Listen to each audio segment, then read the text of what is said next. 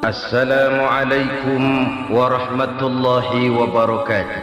Waalaikumsalam warahmatullahi wabarakatuh. Bismillahirrahmanirrahim. Alhamdulillahi rabbil alamin.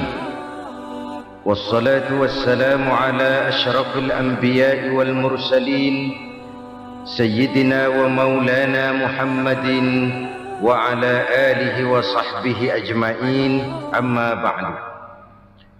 Saudara-saudara kaum muslimin rahimakumullah, sebagai bangsa kita tengah menghadapi berbagai bencana, baik di bidang ekonomi maupun di bidang politik. Adalah potret kehidupan sehari-hari. Kita menyaksikan peristiwa-peristiwa yang memilukan dan memalukan. PHK terjadi di mana-mana. Pengangguran meningkat, harga-harga membumbung tinggi, daya beli rakyat semakin lemah. Sementara di bidang politik, kejadian-kejadian memberikan indikasi bahwa persatuan dan kesatuan kita sebagai bangsa dewasa ini tengah berada dalam ujian yang berat. Pada jumpa kita kali ini, tanpa bermaksud untuk mencari kambing hitam dari bencana yang kita hadapi, saya ingin menyampaikan sebuah hadis yang diriwayatkan oleh Imam At-Tabrani dari Ibnu Abbas bahwa Rasulullah sallallahu alaihi wasallam bersabda, khamsun bi khamsin, ada 5 perkara yang dapat menimbulkan 5 macam bencana. Mari kita renungi hadis ini satu demi satu sebagai bahan introspeksi buat kita semua dalam menghadapi bencana yang tengah berlaku sekarang ini. Yang pertama, ma naqasa qaumul ahda illa sullita alaihim aduwwuhum. Apabila suatu kaum sudah mengingkari janjinya, maka mereka pun akan dikuasai oleh musuh-musuh mereka. Sederhana saja nampak kalimat dalam hadis ini. Apabila orang sudah mengingkari janji, mereka akan dikuasai oleh musuh-musuh mereka sendiri.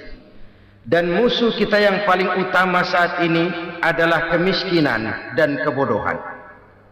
Kenapa itu terjadi? Karena kita mengingkari janji kita sendiri. Di saat awal-awal berdirinya Orde Baru, kita pernah berjanji untuk melaksanakan Pancasila dan Undang-Undang Dasar 45 secara murni dan konsekuen. Kita berjanji bahwa kita akan menegakkan pemerintah yang bersih dan berwibawa. Itu semua pada permulaannya. Waktu demi waktu berjalan, kita lupa dengan janji yang kita ucapkan itu. Ketuhanan yang Maha Esa kita ucapkan, tapi kesetanan yang luar biasa yang kita lakukan. Kemanusiaan yang adil dan beradab yang kita dengungkan, tetapi kemanusiaan zalim dan biadab yang kita praktekkan. Sederhana saja saudara, hampir setiap pejabat pada posisi-posisi kunci, di awal-awal ia memangku jabatan itu, biasanya ia mengucapkan sumpah dengan lafaz demi Allah, bahwa dalam melaksanakan jabatan ini saya tidak akan menerima hadiah atau pemberian dalam bentuk apapun. Itu pada permulaannya. Lama-lama rupanya hadiah itu asik juga, mulai diterima. Lama-lama dirasa kurang, mulai menagih. Dan akhirnya terjadilah praktek yang disebut suap menyuap, semir menyemir, dan lain sebagainya. Kalau ini sudah menjadi kenyataan, bagaimana kita mau menegakkan pemerintah yang bersih dan berwibawa? Undang-Undang Dasar 45 menyatakan bahwa bumi, air, dan seluruh kekayaan negara dikelola oleh negara bagi sebesar-besar kemakmuran rakyat. Yang terjadi adalah bahwa kita merasa mewakili rakyat untuk menikmati harta dan kekayaan negara, sehingga rakyat banyak tidak bisa ikut menikmatinya. Menumpuklah harta itu sehingga terjadilah pepatah, gunung ditimbun, sumur digali. Yang kaya semakin kaya, yang miskin semakin terpuruk. Kita ingkar dengan janji yang kita ucapkan di awal-awal kita bergerak. Kita ingkar dengan janji pada saat kita mengatakannya dengan menyebut nama Allah, dengan mempertaruhkan nama Tuhan. Sehingga pada akhirnya jabatan pun mengalami tender. Sudah menjadi rahasia umum. Orang mau jadi lurah mesti mengeluarkan uang. Mau jadi camat mesti mengeluarkan uang. Mau jadi wali kota, bupati, bahkan gubernur itu ada pasarannya.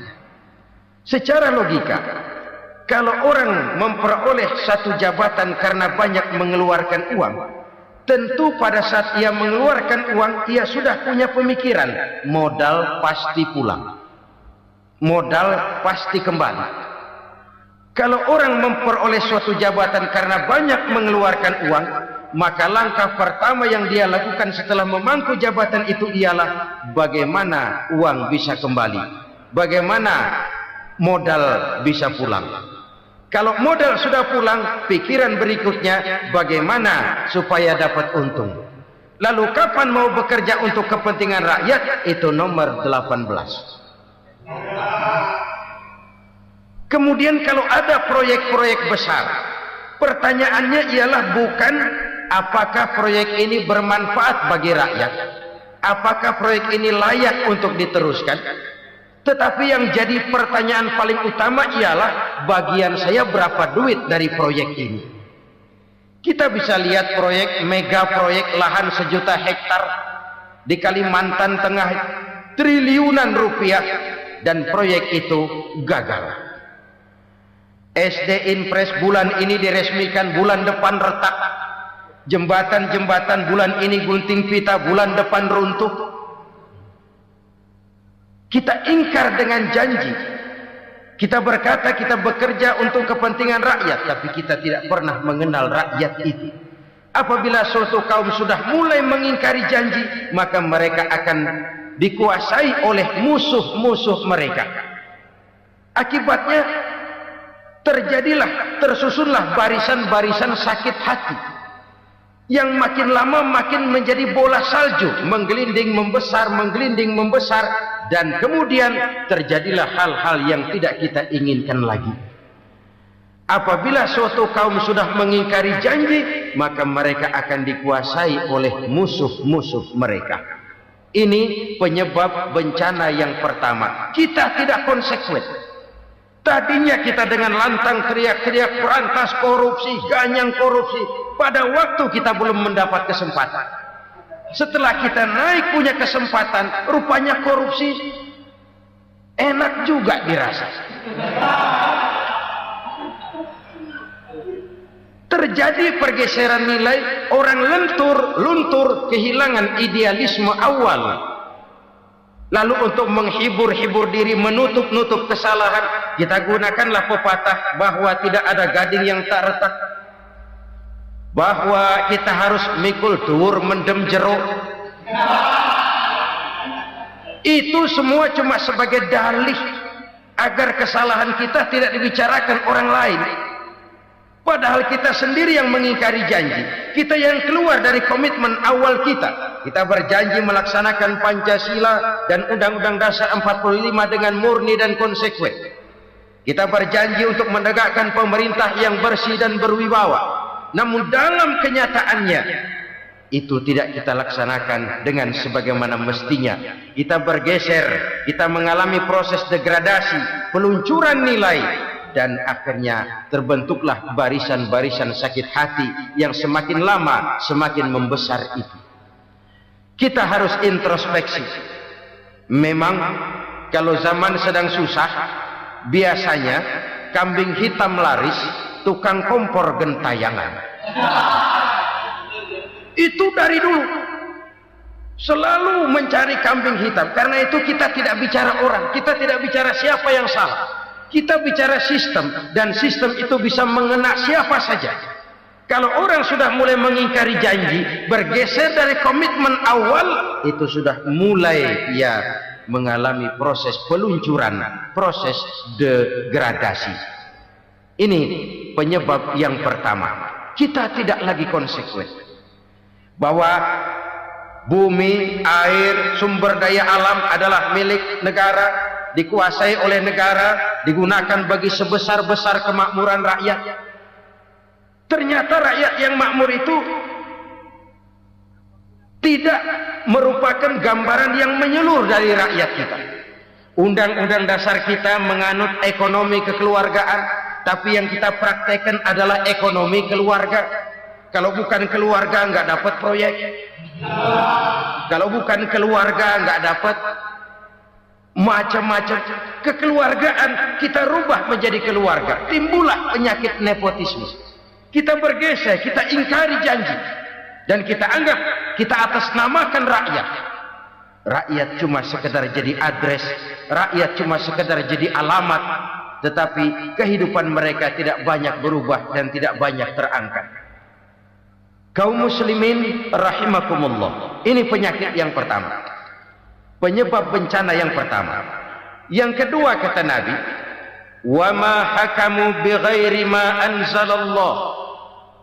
Apabila hukum yang diterapkan sudah tidak lagi bersumber dari hukum Allah, illa fasha fihimul faqru, maka akan bertebaranlah kemiskinan di mana-mana. Ini artinya apa?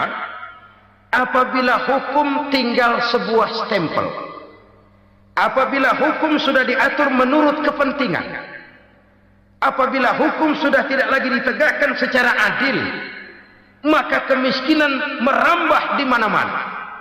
Hukum diatur menurut selera orang yang sedang berkuasa, maka yang benar bisa jadi salah, yang salah bisa jadi benar.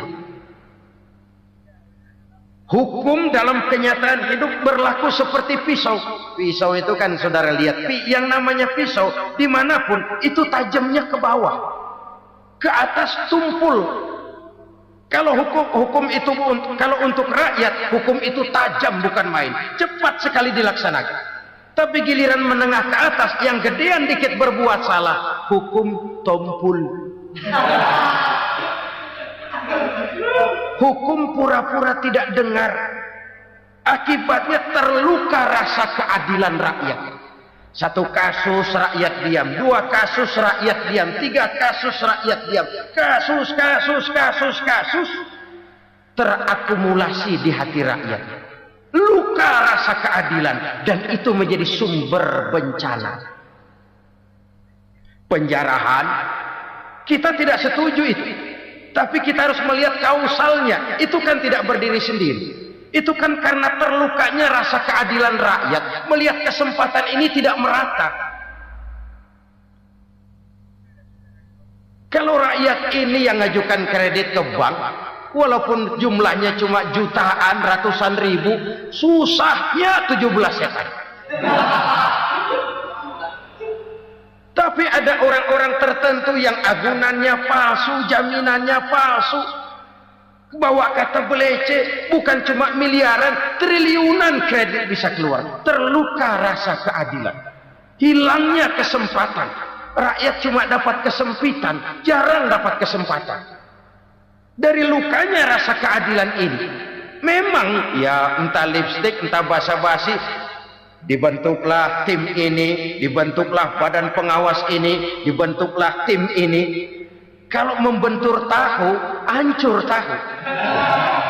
Tapi kalau tim yang dibentuk membentur karang, bukan karangnya yang hancur biasanya, timnya yang bubar.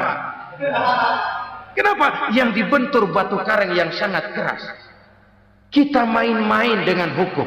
Kita tidak konsekuen dengan hukum. Luka rasa keadilan, dan itu terakumulasi. Edi Tamsil, rakyat tahu, terakumulasi. Menguap begitu saja. Kasus-kasus lain rakyat tahu, menguap begitu saja. Ketidakadilan terakumulasi, mengendap di hati rakyat, menunggu ledakan. Pada saat sumbu meledak, rakyat tidak bisa dibendung lagi. Oke, kita tidak setuju dengan penjarahan, tapi jangan melihat itu sebagai peristiwa yang berdiri sendiri. Kenapa itu terjadi? Kausalnya kenapa? Oke, kita tidak setuju memang, tapi yang dijarah oleh rakyat kan memang cuma untuk perut. Yang dijarahkan beras, yang dijarahkan televisi, yang dijarahkan kulkas yang masih bisa dihitung, yang memang real untuk kebutuhan rakyat.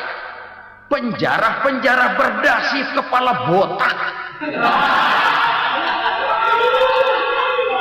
yang menguras uang rakyat habis-habisan, enak saja melenggang dalam kehidupan ini. Makin terluka rasa keadilan rakyat. Apabila hukum yang diterapkan sudah menyimpang dari keadilan yang diajarkan Allah, fasyafihimul fakru, bertebaranlah kemiskinan. Aneh, memalukan, memilukan. Sebuah negara agraris yang katanya pulaunya hijau royo-royo, gemari palau jenawi toto tentem kertora harjo, yang tahun 93 pernah mendapat penghargaan dari FAO, Badan Pangan Sedunia, sebagai negara yang berhasil dalam swasembada pangan. Sekarang ini kita terpaksa betul beli beras dari Vietnam, beli beras ke Kamboja, beli kedelai dari Kamboja. Kenapa? Lahan sawah kita habis ditanami pabrik. Teknologi kita, teknologi loncatan yang non-applied, tidak terpakai oleh kita. Lantas lahan yang tidak bisa kita tanami, kita paksakan lahan-lahan gambut menjadi tanah pertanian yang subur dengan biaya triliunan, dan kita gagal. Kita cari jarum dan kapak hilang. Kita mau jadi negara industri dengan loncatan teknologi yang maju, kita lupakan pola pijak kita sebagai negara agraris, dan akhirnya kita kecolongan. Lihatlah dewasa ini, rakyat kita antri sembako di mana-mana. Di sebuah negara agraris, ketidakadilan melahirkan kemiskinan, kemiskinan moral dan kemiskinan material. Kemiskinan moral, rakyat nggak percaya lagi sama pejabat. Rakyat mengalami krisis figur. Orang ala lu ngomong dah main ember.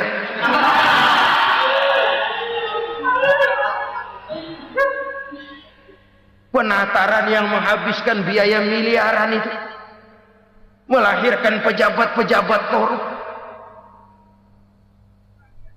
Pengawasan yang menghabiskan biaya miliaran itu ternyata impoten, mandul. Kemiskinan moral.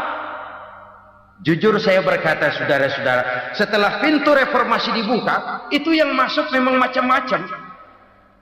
Ada yang memang punya tujuan murni, konsekuen, dan punya konsep. Ada yang nunggu di tikungan, begitu mobil lewat nyamber pintu, berangkat ikut reformasi. Ada yang memanfaatkan momentum, mumpung, untuk nyampein unek-unek, ngerti enggak, pokoknya ngomong. Sehingga keadaan semakin rancu, kebingungan semakin menjadi-jadi, masalah yang paling urgen tidak terselesaikan.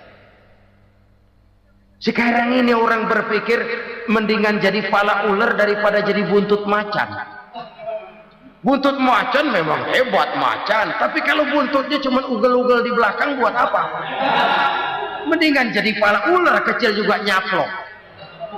Artinya ya biar kecil juga kalau punya partai kan gagah. Lalu rame-rame bikin partai kayak bikin arisan.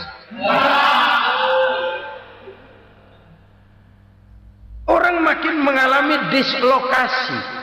Semua mau jadi pahlawan, semua mau nomor satu, semua ngomong. Iya kalau bidangnya, kalau bukan makin rancu. Marilah lewat kesempatan ini saya mengajak kita untuk tahu diri. Biarkan politisi ngomong politik, biarkan ekonom menata ekonomi, biarkan praktisi bicara soal hukum, biarkan rakyat munajat, istighfar, mohon pertolongan Allah. Tahu diri kita. Kalau memang ayam, kukuruyuk aja dah. Kalau memang kucing, ayo ngeong. Kalau kambing, silahkan ngembe. Udah tahu ayam, ngeong bunyinya.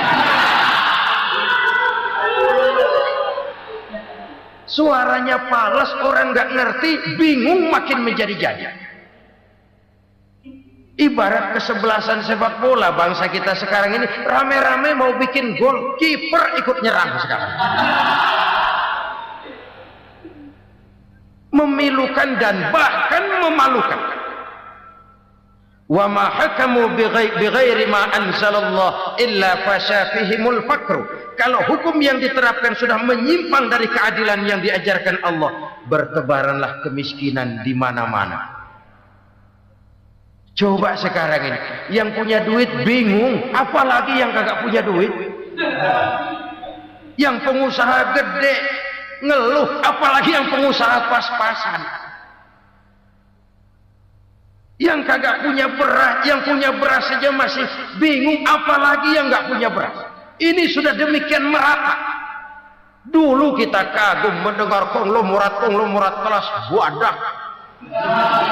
Kelas-kelas yang seakan-akan cuma ada dalam khayalan mereka, punya kekayaan miliaran dolar, triliunan, sudahlah seolah-olah nggak terjangkau sama kita. Weh, ternyata yang gede-gede itu juga gede utangnya.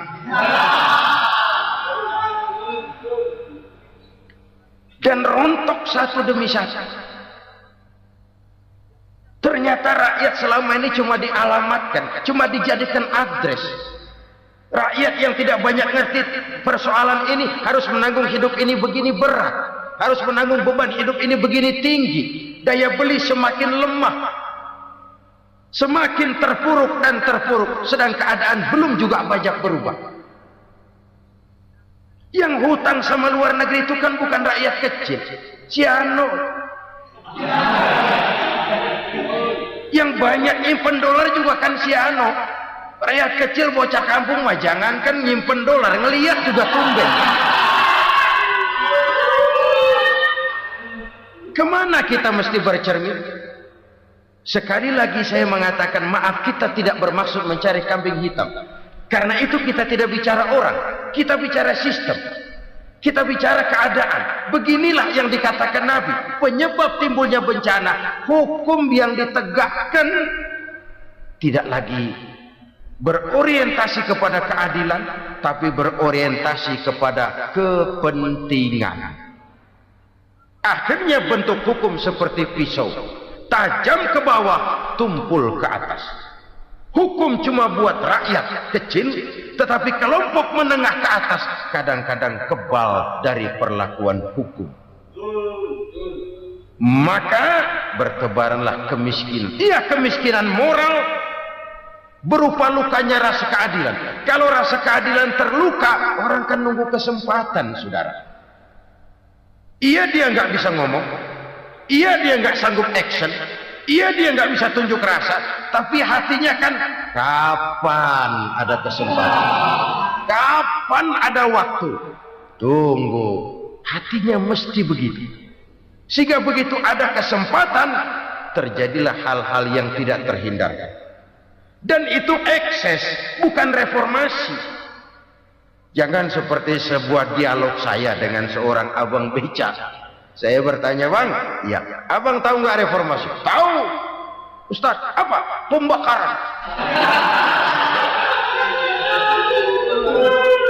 Terus penjarahan, lalu perkosaan. Itu reformasi. Itu yang saya lihat. Nah, itu yang dia lihat. Saya tentu tidak menyalahkan abang beca kita, karena memang itu yang dia lihat dan sejauh itu wawasannya. Tapi ini indikasi bahwa banyak rakyat kita yang belum bisa menggunakan kebebasan secara bertanggung jawab. Padahal kebebasan tanpa tanggung jawab tirani. Sebuah contoh gampang-gampangan. Saya beli radio, saya setel di kamar saya, lalu saya bilang, ini radio gue, yang beli gue, pakai duit gue setel di kamar gue, sekeras-kerasnya, gak ada urusan sama orang lain. Itu kata saya. Tetapi tetangga saya sebelah rumah kan boleh juga ngomong begitu. Kata tetangga saya, ini mata gue, yang ngantuk gue tidur di kamar gue, kenapa suara radio lu nyampe kemari? Artinya apa ini? Kebebasan saya nyetel radio dibatasi oleh kebebasan tetangga saya yang mau tidur. Tidak ada kebebasan mutlak. Kebebasan mutlak tanpa tanggung jawab kembali akan melahirkan tirani, kembali akan melahirkan pemaksaan kehendak. Dan itu lagi-lagi bukan demokrasi. Saudara-saudara kaum muslimin rahimakumullah. Ini penyakit yang kedua, lukanya rasa keadilan, terutama di kalangan rakyat kecil. Itu mengendap menjadi akumulasi dan menunggu giliran kapan bisa dimuntahkan. Dengan kata lain, rakyat itu udah banyak banget makan yang perutnya jadi enak, nyelam. Kapan nunggu muntahnya? Udah begini banyak akumulasi yang mereka pendam di perut ini, sehingga ketika terjadi kesempatan itu sudah tidak terkendalikan lagi. Kita out of control. Saya tidak mentolerir sikap-sikap kekerasan. Bahkan saya lebih cenderung bahwa kalau di rumah kita banyak tikusnya saja racuni, jangan rumah dibakar. Bahwa ada korupsi, ya, ada kolusi, memang ada nepotisme, tentu. Tetapi tikusnya saja racuni. Jangan rumah dibakar. Masa mau ngusir tikus bakar rumah? Tikusnya lari, tikusnya selamat, rumahnya ewes-ewes.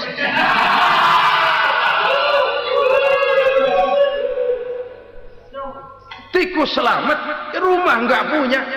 Masalah nggak terselesaikan dengan sebagaimana yang kita harapkan. Kita sepakat ini negara hukum, dan di hadapan hukum semua manusia itu sama. Itu prinsip yang diajarkan Allah. Al-musawat bainan nas fi takalifil ahkam.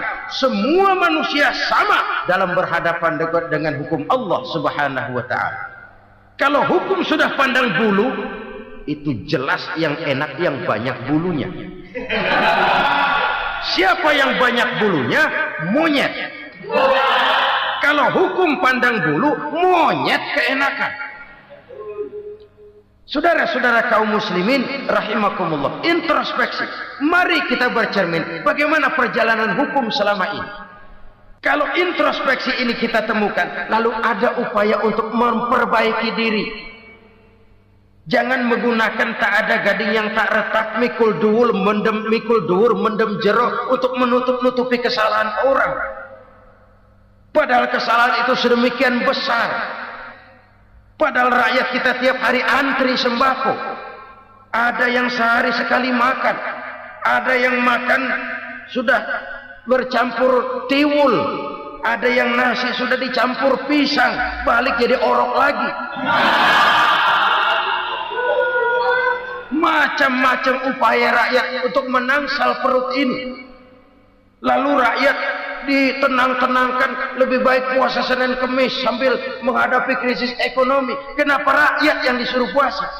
Kenapa bukan pejabatnya yang puasa lebih dulu untuk kemakmuran rakyat? Kalau rakyat yang memang perutnya udah gepeng disuruh puasa, makin krempeng perutnya. Artinya pejabat harus punya sense of politics. Ya, tidak, puasa itu kan tidak cuma Senin Kemis saja. Puasa itu puasa perasaan, puasa menghargai perasaan yang sedang kondisi yang sedang dihadapi oleh rakyat. Bagaimana rakyat yang tengah antri sembako melihat pejabatnya lewat dengan mobil yang harganya sampai 1 miliar. Oh, inilah pemimpin saya. Luka lagi rasa keadilannya. Kita tidak tenggang rasa. Puasa dalam artian itu pun akan menolong menegakkan semangat kebersamaan, membentuk semangat kebersamaan. Saudara-saudara kaum muslimin rahimakumullah, penyebab bencana yang ketiga dikatakan oleh baginda Nabi, wala dhaharat fihimul fahishatu illa fasha fihimul maut. Apabila kekejian telah merajalela, maka maut bertebaran di mana-mana. Kita renungi butir kalimat dalam hadis ini. Apabila kekejian telah merajalela, maut bertebaran di mana-mana. Begitu murah arti sebuah kehidupan. Penjarahan untuk hal-hal yang kecil tapi sampai mengorbankan nyawa. Apabila kekejian sudah terjadi di mana-mana, maut pun bertebaran. Maut dalam arti berpisah ruh dengan jasad, tapi juga maut dalam arti orang bisa mati karirnya, orang bisa mati usahanya, orang bisa mati kesempatannya karena perbuatan-perbuatan keji yang selama ini tidak terbendung. Lahirlah teori mafia. Siapa yang kuat dia yang berkuasa, siapa yang lemah dia menjadi mangsa. Proyek-proyek besar yang menang tender itu ya dari itu ke itu saja. Yang pengusaha-pengusaha tidak punya koleksi, koneksi, tidak bisa bayar komisi, dapat proyek tetelan. Ada dagingnya dikit, namanya juga tetelan. Dagingnya sudah habis disantap oleh meja. Sekian puluh meja dilalui, sekian puluh amplop dikeluarkan. Sehingga yang akhirnya ya tinggal tetelan itu tadi. Maka kualitas pekerjaan pun sudah bukan lagi jadi masalah. Demikianlah mafia-mafia ini bermunculan di mana-mana. Di pengadilan terkenal mafia pengadilan. Hukum bisa dibeli, hukum bisa dipesan menurut kebutuhan sponsor. Mafia peradilan, mafia politik, mafia ekonomi, bahkan mafia agama yang menggunakan agama sebagai kedok, menggunakan agama sebagai dalih, menggunakan agama sebagai topeng untuk melancarkan maksud-maksud politiknya pun tidak tertutup kemungkinan. Apabila kekejian telah merajalela, maut bertebaran di mana-mana. Korupsi, kolusi, nepotisme itu bagian dari kekejian. Kita selama ini kalau mendengar maksiat, itu yang terbayang cuma judi, mabuk, zina. Ya itu maksiat. Tapi korupsi, kolusi, nepotisme itu juga maksiat dalam bentuk lain. Kalau ini sudah bertebaran, maka maut terjadi di mana-mana. Jangan bayangkan cuma mati orangnya, itu sih kewajiban. Yang menyakitkan itu orangnya masih hidup tapi dibikin mati. Karirnya mati. Kenapa? Karena yang diperlukan bukan cuma orang pinter tapi orang taat. Biar pinter, kalau nggak taat minggir. Biar bodoh, kalau taat bisa nyenangin atasan, bisa nyemur. Kumaha juragan wae ayeuna mah. Itu yang kadang-kadang dapat penghargaan. Tidak ada prestasi kerja kecuali bikin senang orang di atas. Kita lihat di desa-desa jalan rusak. Kalau ada berita pejabat anak mau turun, jalan rata sekali. Sampai tanah dari mana aja dikeruk buat ngeratain tuh jalan. Pejabat pulang legok lagi jalanan. Katanya kita kerja buat rakyat, nyatanya kita cuma melayani atas. Kenapa? Terjadi lingkaran setan. Seperti kata lagu Dul Sumbang itu. Mahasiswa takut sama dosen, dosen takut sama dekan, dekan takut sama rektor, rektor takut sama menteri, menteri takut sama presiden, presiden takut sama mahasiswa. Lah muter balik lagi, lingkaran setan, lingkaran setan. Saudara-saudara kaum muslimin rahimakumullah, kekejian yang merajalela, praktek-praktek mafia yang tertuang dalam kehidupan sehari-hari menyebabkan orang mati karirnya, jasad masih hidup, karir mati, itu menyakitkan. Mati bisnisnya. Rakyat kecil pernah senang ketika cengkeh booming, harganya bagus, rakyat banyak yang pergi haji. Lalu mau ditata, lahir tata niaga cengkeh, malah amburadul. Harga cengkeh jatuh, petani cengkeh kecil menjerit. Siapa yang untung? Segelintir orang. Masihkah kita pakai atas nama rakyat untuk kepentingan nasional, padahal yang nyanyi cuma segelintir orang? Masihkah kita mau bohongi rakyat ini dengan mobil nasional tapi bikinan Korea? Masihkah kita mau bermain verbalisme, bermain kata? Ini sebuah masa lalu yang tidak perlu terulang lagi untuk masa-masa yang akan datang. Kekejian merajalela, orang mati karier, bisa mati usaha, mati bisnis. Usahanya maju, dirangkul, hancur. Usahanya maju, dipukul, hancur, tenggelam.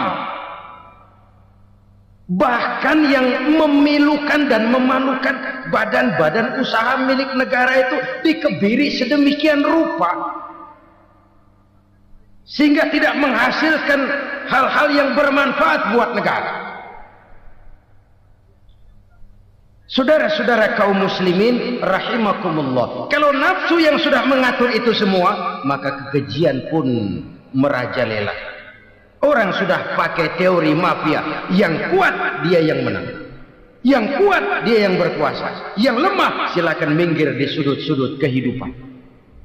Kalau kekejian seperti ini merajalela, maut bertebaran di mana-mana. Banyak orang mati karirnya, banyak orang mati usahanya, banyak orang mati imajinasinya. Sekarang ini dalam dunia seni, yang banyak karyawan seni, bukan seniman. Seniman itu kan dilahirkan, lain seniman, lain karyawan seni. Sekarang yang banyak karyawan seni, bukan seniman. Mati karier, mati imajinasi, mati improvisasi, sehingga kehidupan persis sinetron. Sinetron itu yang kita lihat rumah mewah, yang kita lihat rumah bagus. Gak pernah kita lihat di sinetron kita ini rakyat antri sembako. Kita dijejali hal-hal yang indah, yang wah, yang membuat kita tenggelam dalam gaya hidup instan, tenggelam dalam gaya hidup wah. Kita lupa dengan realitas keseharian di tengah-tengah masyarakat kita. Lahirlah kelompok-kelompok selebritis, dibesarkan oleh berbagai media. Selebritis, film aja masuk koran, film.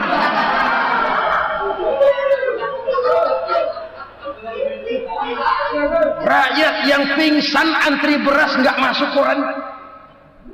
Rakyat yang semaput antri minyak nggak masuk koran.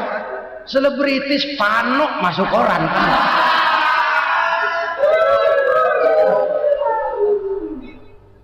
Kita besarkan hal-hal kecil, kita kecilkan hal-hal besar. Kenapa? Kita mengejar oplah. Kita profit oriented, tidak lagi berorientasi kepada realitas hidup yang kita hadapi ini. Kalau kekejian sudah merajalela, kata Nabi, maka maut bertebaran di mana-mana. Maut dalam artian maut, coba lihat sekarang begitu murah nyawa. Karena 1000 perak orang mau nusuk bunuh. Karena beras seliter orang khilaf, begitu murah kehidupan. Tapi kekejian dalam bentuk korupsi, kolusi, nepotisme, kekejian dalam bentuk itu mematikan karier, mematikan bisnis, mematikan imajinasi, mematikan kreativitas. Itu juga maut dalam bentuk lain akibat kekejaman lain. Ini penyebab yang ketiga. Yang keempat, penyebab bencana menurut baginda Rasul, wala tuffiful mikyala illa muni'un nabat. Apabila timbangan sudah dicurangi, maka tercegahlah tumbuh-tumbuhan. Apabila timbangan sudah mulai curang, maka terjadilah musim paceklik. Apabila bisnis sudah bergaya mafia tadi itu, kecurangan-kecurangan terjadi, tender di balik pintu, Yang dimenangkan cuma kelompok-kelompok yang bisa memberikan presentasi yang besar. Muni'un nabat, terjadilah paceklik. Paceklik, panen gagal. Wereng, ya wereng. Kemarau panjang, it's okay. Air sulit, iya. Tetapi kan semua itu ada yang ngatur. Kemarau ada yang ngatur. Belalang itu ada yang ngatur. Air itu juga ada yang ngatur. Yang ngatur itu yang serba maha. Kalau ia murka melihat kecurangan timbangan, Allah itu kalau murka kan gampang saja, tinggal komandoin balang, lang, hancurin pesawat. Konvoy belalang, konvoy. Allah tinggal ngutik angin El Nino, mampir lo ke Indonesia. Hujan nggak turun-turun, kemarau panjang. Jadi kalau musim kemarau kan namanya anginnya El Nino. Kalau musim hujan anginnya namanya La Nina. Cakep namanya, kejem orangnya. Saudara lihat Cina sekarang sedang kena La Nina, banjir besar, ribuan orang meninggal. Dia mah ribuan mati kagak berasa, rakyatnya miliaran. Bangladesh lagi ngalami La Nina. India lagi ngalami La Nina. Angin, hujan, kemarau, belalang itu kan ada yang ngendaliin. Kuncinya bukan di belalangnya, kuncinya bukan di peredaran matahari berputar, kuncinya di atas yang mengatur semua itu. Kalau timbangan sudah mulai curang, pengusaha sudah nggak mau jujur, apa nggak bikin perut jadi mual. Begitu rakyat antri sembako pingsan nggak dapat beras, sementara beras ditumpuk-tumpuk sampai membusuk. Kemana hati nuraninya? Kemana akal pikirannya? Kemana mereka yang berbuat atas nama rakyat tapi melihat rakyat susah tidak tergerak hatinya? Apabila timbangan sudah mulai dicurangi, bisnis sudah mulai melenceng, maka terjadilah paceklik. Sebuah negara yang berhasil dalam swasembada pangan, lalu sekarang menjadi negara yang rakyatnya antri untuk memperoleh kebutuhan pangan. Saudara-saudara kaum muslimin rahimakumullah, ini intinya adalah kecurangan. Kalau kecurangan sudah terjadi di mana-mana, dan ini milik siapa saja, bukan soal tempat, bukan soal jabatan, soal manusianya, SDM-nya. Kecurangan tidak cuma terjadi di kantor, di masjid bisa terjadi kecurangan. Korupsi tidak hanya bisa terjadi di kantor, di madrasah bisa ada korupsi. Faktor manusianya, ini soal SDM. Kecurangan yang besar tentu besar lagi kerugiannya. Kecurangan yang kecil, kecurangan sehari-hari, pedagang-pedagang kecil ngurangi timbangan, barang yang buruk dikatakan baik, yang baik dikatakan buruk, itu merugikan perorangan. Kecurangan yang besar merugikan bangsa dalam bentuk total, dalam bentuk seutuhnya.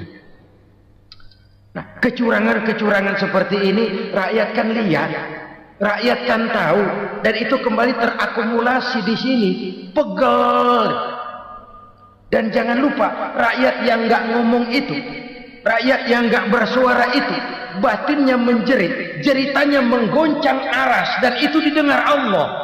Yadullah fauqal jamaah, kata Nabi, tangan Tuhan di atas orang banyak.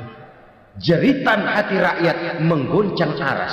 Rakyat yang terlalu banyak dizolimi, rakyat yang terlalu banyak dirugikan, ya rakyat yang terlalu banyak di atas namakan, menjerit batinnya, menggoncang aras, dan Allah bisa menggerakkan apa saja untuk membuat satu situasi. Allah bisa menggerakkan apa saja untuk membuat satu situasi. Saudara-saudara kaum muslimin rahimakumullah, ini faktor yang ketiga, timbulnya kecurangan. Faktor yang keempat maksud saya. Yang kelima, penyebab timbulnya bencana menurut baginda Nabi, wala muni'uz zakat wala muni'uz zakat illa hubbisa anhumul qatru. apabila zakat enggan dibayar, maka tercegahlah qatrun. Qatrun ini kalau bahasa kita sembako. Maka tercegahlah kebutuhan-kebutuhan yang kita perlukan. Ini, kita tidak meragukan bahwa yang kita tuju adalah masyarakat yang adil dalam kemakmuran dan makmur dalam keadilan. Nah, antara kemakmuran dan keadilan ini memang sering tidak bisa berjalan seiring. Pada saat kemakmuran kita kejar, ekonomi kita pacu, ada nilai-nilai keadilan yang tertinggal. Pada saat nilai keadilan kita tegakkan benar-benar, ada unsur-unsur kemakmuran yang terabaikan. Oke, kita bisa mengatakan kasus. Oke, kita bisa mengatakan itu sebagian kecil. Tapi kalau sebagian kecil, lama-lama kan jadi sebagian besar. Oke, kita mengejar kemakmuran. Pertanyaannya, kemakmuran untuk siapa? Oke, kita berikan kelompok tertentu kue yang besar dengan harapan nanti dia bagiin kuenya kepada yang kecil-kecil. Tapi kenyataan mereka yang dapat kue besar akhirnya malah lupa diri dan lupa daratan. Mau makin besar, malah memeras yang kecil-kecil ini. Sekarang kan yang kecil modali yang besar. Ramai-ramai buka bank, ternyata kamuflase. Uang banknya untuk kredit perusahaannya sendiri. Nasabahnya rakyat kecil. Artinya apa? Rakyat kecil disuruh modalin orang yang udah gede. Ini kan sambar geledek urusan.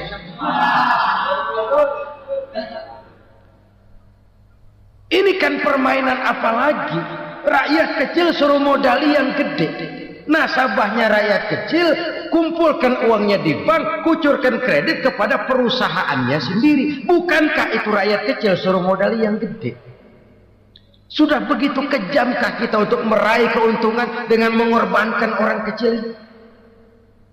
Sudah tidak bicara lagi kah nurani kita melihat penderitaan orang yang semakin susah ini? Kalau zakat enggan dibayar, padahal zakat 2,5% saja, 2,5% saja. Kalau itu pun enggan, kalau zakat saja enggan, bagaimana pula yang namanya sedekah? Bagaimana pula yang namanya infak? Bagaimana pula yang namanya santunan, bantuan? Kadang-kadang lipstick nyumbang si nyumbang, cuman nyolongnya lebih gede. Ini namanya sumbangan lipstick. Buat lipstick itu kan buat ngumpetin bibir pucat. Itu fungsi utama lipstick. Buat ngumpetin korupsinya, nyumbang kegiatan-kegiatan sosial. Tapi yang dia korup lebih gede dari yang dia sumbang. Lipstick kamuflase. Nepu kata anak sekarang.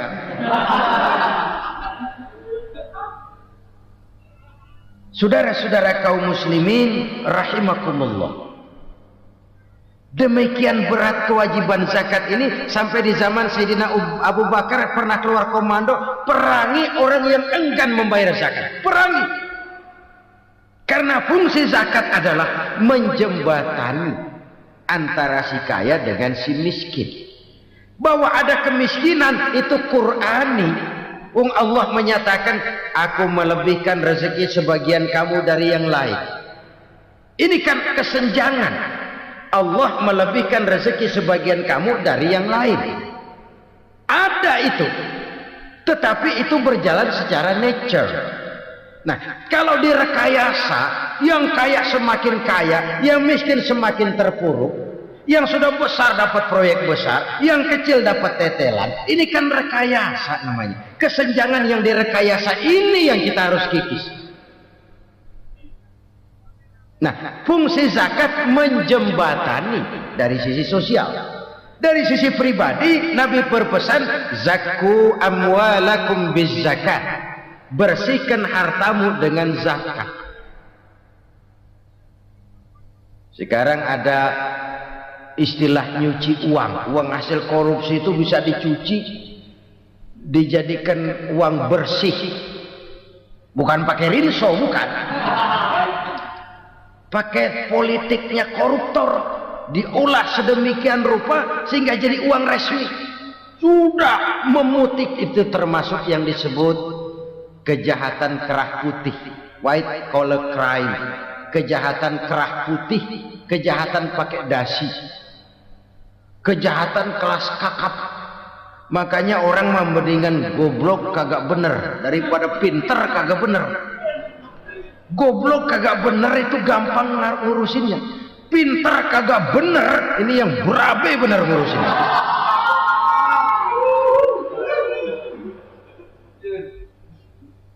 Kita bukan cuma perlu orang pinter kok di zaman sekarang, kita perlu orang-orang bener yang punya komitmen, yang sesuai kata dan perbuatan, yang bisa merasakan apa yang dirasakan oleh rakyat, yang punya sense of politik yang tinggi, yang peka, yang penuh keterbukaan, yang punya wawasan dan pandangan jauh ke depan. Dari sisi pribadi, zakat itu membersihkan harta kita. Ya, dia tercampur dengan yang syubhat, dia bahkan mungkin tercampur dengan sedikit-sedikit yang haram. Itu zakku amwalakum bizakat, bersihkan hartamu dengan zakat itu. Pada sisi sosial ia menjembatani, pada sisi pribadi ia membersihkan harta kita. Karena itu kalau kita minta berdoa minta rezeki, syarat rezeki itu halalan thayyiban wasi'an. Nggak pernah kurang dari 3 itu. Halal, bagus, banyak. Halal, bagus, tapi sedikit, susah ngaturnya. Halal, banyak, tapi kurang bagus, buat apaan?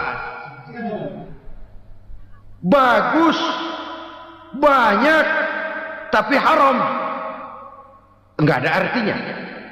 Sebab kata Imamul Ghazali, kalau kau terlalu suka memakan makanan yang haram, dikunyah masuk ke dalam perut besar, digiling oleh perut besar, menghasilkan energi, menggerakkan sel-sel pembuluh saraf, kau juga akan cenderung berpikir yang haram. Kalau sudah cenderung berpikir yang haram, perbuatan pun akan mengarah kepada perbuatan-perbuatan yang haram.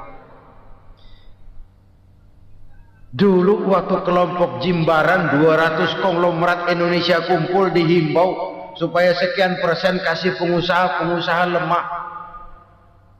Itu kan cuma sekedar belas kasihan, tidak banyak menolong keadaan. Dan bukan itu yang diperlukan pengusaha-pengusaha kecil. Yang diperlukan adalah berikan kami kesempatan seperti mereka dapat kesempatan. Berikan kami peluang seperti mereka juga dikasih peluang. Kalau cuma dikasih 100 juta, 200 juta hari ini, usaha kami nggak ada prospeknya, peluang kagak ada, kan sama juga bohong. Diceburin ke kali, disuruh berenang, tangan diikat, mendingan mampusin ketahuan. Ayo berenang, berlomba, tangan diikat, kaki diikat, sama saja nyuruh mati. Jadi jangan kasih ikannya, kasih kailnya. Yang diperlukan pengusaha kecil menengah ke bawah itu bukan cuma sekedar belas kasih dari konglomerat-konglomerat besar. Berikan kami peluang seperti mereka juga dapat peluang. Berikan kami kesempatan seperti mereka dapat kesempatan. Berikan kami kredit dengan kemudahan seperti mereka juga kalau minta kredit begitu mudahnya. Menciptakan peluang dan kesempatan, pemerataan. Bukan menciptakan manusia Indonesia dengan standar ekonomi yang sama. Semua rumahnya harus sama, semua punya mobil. Itu sih kebersamaan bebek. Bebek, coba lihat bebek, satu ngalor semua, satu ngidul semua. Kebersamaan bukan itu. Kebersamaan adalah menciptakan peluang. Kalau yang kaya bisa semakin kaya, kenapa yang miskin tidak bisa ikut naik jadi sedikit kaya? Kalau pengusaha yang sudah kuat bisa bertambah menjadi kuat dengan proyek mega proyek, kenapa yang menengah tidak bisa ikut menjadi kuat? Dan kenapa kekejian itu merajalela? Kita dengar lewat berita-berita PLN tekor, PLN utang, Kenapa? Dia beli listrik dari swasta yang belinya lebih mahal daripada penjualannya. Artinya dia beli itu listrik dari perusahaan listrik swasta, dia jual kepada rakyat lagi. Harga jualnya lebih murah daripada dia beli kepada swasta. Kenapa? Ada tekanan lagi tuh. Biasa siklus lagi. Hukum Boyle. Atas neken paling bawah gepeng. Ya kita nih rakyat kecil. Emang nasibnya gepeng-gepeng terus. Saudara-saudara kaum muslimin rahimakumullah. Dari 5 penyebab bencana ini, kita ambil kesimpulan untuk sebuah renungan dan introspeksi kita bersama. Pertama, mengingkari janji. Padahal janji itu yang lebih tinggi nilainya adalah di hadapan Allah Subhanahu wa taala. Baik wakil-wakil rakyat di parlemen maupun pemimpin-pemimpin rakyat di dalam kabinet, apabila memangku suatu jabatan, selalu mereka mengawali dengan sumpah, dan sumpah itu dimulai dengan demi Allah. Sadarkah kita pada saat itu kita ucapkan bahwa kita sudah mempertaruhkan Allah untuk jabatan yang kita pegang? Kita sudah mempertaruhkan nama Allah untuk posisi yang dipercayakan kepada kita. Sadarkah kita bahwa menyia-nyiakan itu satu dosa yang sangat besar, yang tidak hanya kepada Allah tetapi juga kepada rakyat yang kita wakili, kepada rakyat yang kita pimpin. Cukuplah sudah rakyat dijadikan adres, umat dijadikan alamat sebagai numpang. Marilah kita kembali kepada komit awal dengan jujur kepada janji kita sendiri. Lalu yang kedua, kekejian, baik berupa korupsi, kolusi, nepotisme, dan perbuatan-perbuatan lain akan melahirkan kemiskinan. Kekurangan pangan bukan satu-satunya yang menyebabkan rakyat menderita. Lukanya rasa keadilan terakumulasi di hati rakyat, dan jeritan hati rakyat mengguncang aras. Kalau Allah murka, Allah bisa melakukan apa saja untuk menciptakan suatu kondisi. Faktor yang ketiga adalah praktek mafia menebarkan maut. Orang yang mati jasad dan rohaninya, maupun orang yang mati karirnya, mati kejujurannya, mati usahanya, mati imajinasinya. Hilang kreativitas kita sebagai bangsa. Faktor yang keempat, kecurangan-kecurangan di bidang usaha, di bidang tender, mengandalkan menjual kekuasaan. Dan memang repot kalau penguasa jadi pengusaha. Mau atau tidak mau, kebijakan-kebijakan kekuasaannya akan memperkuat jaring-jaring usahanya. Dan pada saat itu objektivitas sulit ditemukan lagi. Lalu yang kelima, keengganan membayar zakat, menumpuknya kekayaan negara pada kelompok-kelompok tertentu. Ini akan melahirkan paceklik yang berkepanjangan. Menumpuknya kekayaan dan harta negara pada kelompok-kelompok tertentu akan melahirkan paceklik dan miskinan yang berkepanjangan.